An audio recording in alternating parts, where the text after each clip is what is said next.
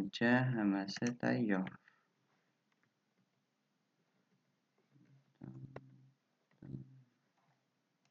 Hammasi tayyor.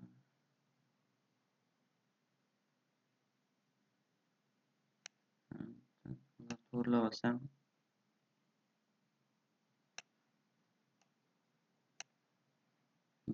Bo'ldi. Bo'ldi. Bugungi 8-chi bo'lsa, adashmasam 8-chimiz va bizda o'tgan safar biz chop etish bilan kiritishni o'tdik. Print va input. Bular o'zbekcha tarjima qilganda shunday bo'ladi. Bugun sizlar bilan arifmetik va taqqosli va mantiqiy operatorlarni ko'rib o'tamiz. Menimcha bular uchun sal bog'li deb o'ylardim mana. Bular nimaga uchun deb o'yladim.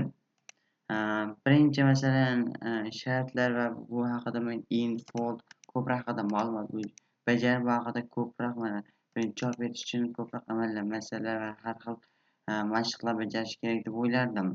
Bizda lekin shu asosida shunday narsa berilgan ekan 100 kunligligida biz buni 19 kun qildik. 19 kun qildik. Buni keyin hisoblab ko'ramiz. Bizda 100 kun berilgan edi. Bugun bizda 8-kun. Endi biz 4-olimga keldik. Ancha mavzularimiz bor. Xudo xolasa tezroq o'tishga harakat qilamiz. Arifmetik va taqqosli va mantiqiy narsalar. Bu yerda matematika kerak bo'ladi. Bu yerda bizda siz matematikani bilishimiz kerak.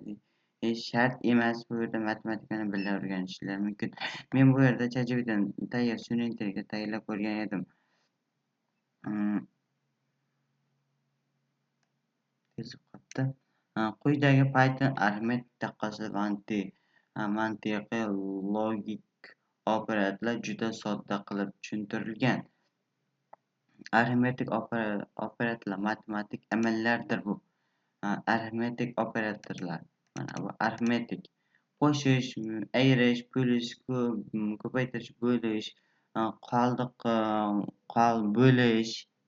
qoldiqli bo'lish, foizini topish, bu darajalarni oshirish, butun bo'lish, mana butun bo'lish. Oddiy bu bitta flash qoldiq masalan 10 da bo'lamiz 3 ga. 3 butun matematikada o'sha 3 butun nechtadan nechta chiqib beradi. Bu yerda faqat ikkita slash esa faqat butun sonni olib beradi mana. Butun son. Bu yerda mana fold bo'ladi. Mana 5.0 bu yerda bitta int bo'ladi. Bitta faqat raqamlarni oladi endi. Ikkita ko'paytirib esa bizda darajani oshirish. 2 ning 3-darajasi bizda 8. 2 ni 3 marta ko'paytiradida. Qisqa va bu qisqa qilib aytganda bu operatorlar matematik amallarni bajaradi. Taqqosli operatorlar ikkita bizda barobar teng degani. Bizda bu yerda nima? Teng emas degani ekan bu yerda. Bu yerda natija true false da bular. Ana bo'ladi. Bo'lmadi. Bo'ladi. True false.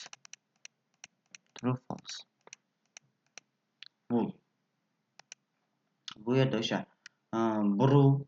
o'sha bol ishlatiladi. Bul o'sha aligilar mana true false. Bu yerda kichik yoki teng degani. Bizda mantiqiy operator, logik operator. Mana bu yerda true false qiymatlari deb berilyapti matematik amallar. Mantiqiy operatorlarga nimalar kiradi? Logik operatsion. Bizda operatorlar mana bu yerda operator ma'nosi misol uchun va natijalar deyapti. Operator and ma'nosi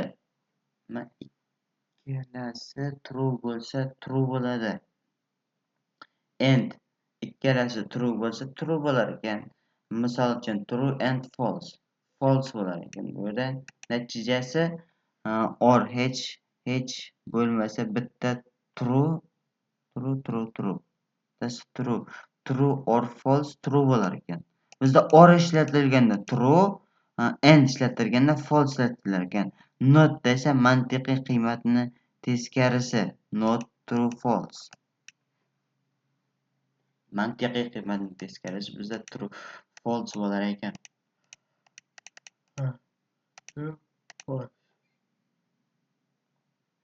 Qisqa aytganda bu operator mantiqiy qaror chiqarish uchun. Mantiqiy bu haligi mantiqni topish uchun. Masalan, mantiq o'ylab ko'ring, mantiqni bir vaqt ko'ring deydi-yu, haligilar. Ustoz haligilar. Savollar tushadi-yu, shunaqa. Masalan, bu biz shu dars o'tyapmiz, mana shuning uchun ahamiyatli qiymat taqqoslashi mantiq operator.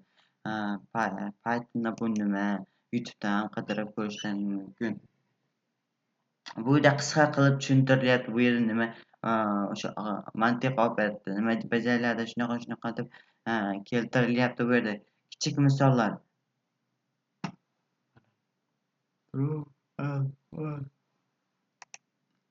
Hozir buni haligi tekshirib ko'ramiz. Men metaylab haligi kirib qo'ygan edim. Qadam qo'yay. Lekin kirib o'tiribman. Tashlaymiz.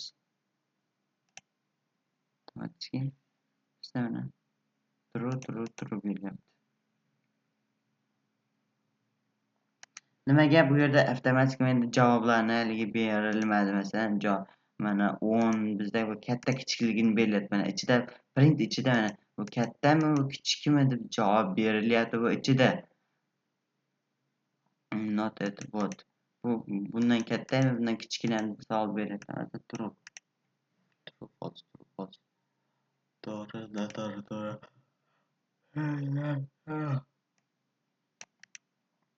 Agar mana bu yerda mana Pythonda arifmetik operatorlar Asian operation bu o'zbekchasi, bu yerda inglizchasi arithmetic operators taqqoslash operatorlari comparison operators hamma yerda o'sha operatorlarga mantiqi va logic operators. Mana bu yerda bu matematik birinchisi bu matematik amallarni bajarish uchun operator. Bu uchun masalan matematik amallar o'sha taqqoslash uchun bu narsa kompyuterda kalkulyator deganim kompyuter deyman, kalkulyatorlar ishlatiladigan narsalar. Pythonda masalan siz masalan hozirgi bu boshlang'ich darsliklarda Pythonda nima bo'ladi? Hozir matematik modellarni oddiy ko'paytirish, bo'lish, o'sha nima bo'ladi mana bunday narsalarni bilamiz xolos. Bu yerda siz bitta misolda qiynalyapsizmi? Masalan, Pythonga kirib turib bittasidan misolida siz yozishni bilsangiz, yozib ketadiganliglar bor.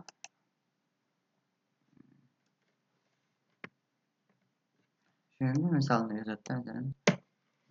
Misol uchun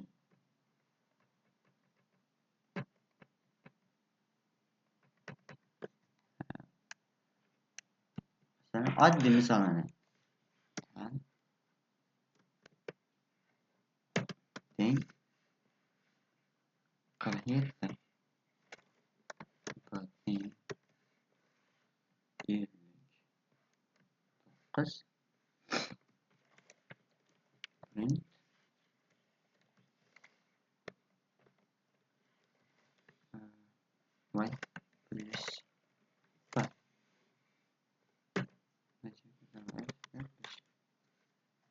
biza 106. Bu yerda biz nima ishlatdik? Bitta qilib aytilganda masalan int bu int ishlatildi. Bu mayda qilib tushuntirilganda int ishlatdik. Bu mana biz hozir ishlatamiz arifmetik. Biz arifmetik operatorlarni ishlatdik. Bitta qilib tushuntirganda biz arifmetik amallarni, arifmetik operatorlarni bajardik. Siz nima masalan qanday operatorlarga ishladingiz desa, shuni ko'rsatishlaring mumkin. Ba'zida sizlar kompyuter bilib turib maktabda har xil chempionatlarni sizlarga olib borishlari mumkin. Aniq u matematikada har doim maktablarda bo'ladigan narsaga informatika darsida birozda test berib oldik bo'ladi.